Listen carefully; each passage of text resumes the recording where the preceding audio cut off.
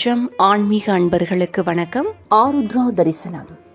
மார்கழி திருவாதிரை என்பது மார்கழி மாதத்தில் திருவாதிரை நட்சத்திரத்தோடு கூடிய பௌர்ணமியில் கடைபிடிக்கப்படும் வழிபாடாகும்.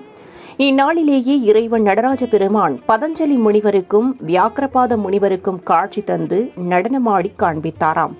அது மட்டுமின்றி இதே நாளில்தான் மாணிக்கவாசகரின் திருவெம்பாவை நிறைவுற்று அவர் ஈசனை தரிசித்தாராம். அதேபோல இன்றுதான் ஈசன் தேவலோக பசுவான காமதேனுவுக்கும் தரிசனம் தந்து அருள் புரிந்ததாக சொல்கிறார்கள்.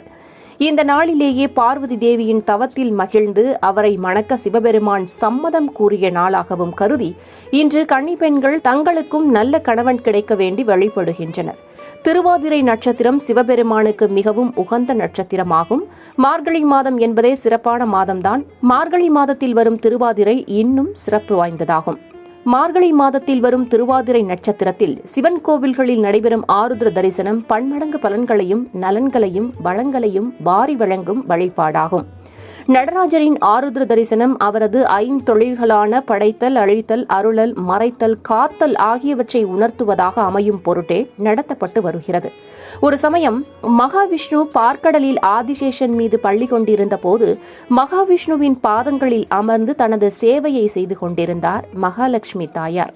கண்களை மூடியபடி இருந்த திருமால் திடீரென்று ஆஹா, அற்புதம், அற்புதமான காட்சி என மனமுருகி சத்தம் போட்டார். அவரது இந்த நிலையை கண்டு ஆதிசேஷனும் மகாலட்சுமி தாயாரும் ஒன்றும் புரியாமல் திகைத்தனர். கண்விழித்து பார்த்தபோது மகாவிஷ்ணுவிடம் தங்களின் சந்தேகத்தை ஆதிசேஷனும் மகாலட்சுமியும் கேட்டனர். சிவபெருமான் ஆடிய ஆனந்த தாண்டவத்தை என்னுடைய ஞானக்கண்ணால் பார்த்தேன். அதை கண்டு மெய் சிலித்ததால் தான் அவ்வாறு கூறினேன் என்றார் மகாவிஷ்ணு. மேலும் அவர் சிவபெருமானின் ஆனந்த தாண்டவத்தை பற்றி சொல்ல சொல்ல ஆதிசேஷனுக்கும் கூட உடல் சிலிர்த்ததாம். ஆதிசேஷனின் பரவசத்தை கண்ணுற்ற மகாவிஷ்ணு, ஆதிசேஷா, உனது ஆசை எனக்கு புரிகிறது. நீயும் சிவபெருமானின் ஆனந்த தாண்டவத்தை பார்க்க வேண்டுமானால் பூவுலகில் பிறந்து தவம் இருக்க வேண்டும். அப்போது அந்த அற்புத நடனத்தை நீயும் காணலாம். இப்போதே புறப்பட்டு போய் வா என்று கூறி விடை கொடுத்தார் மகாவிஷ்ணு.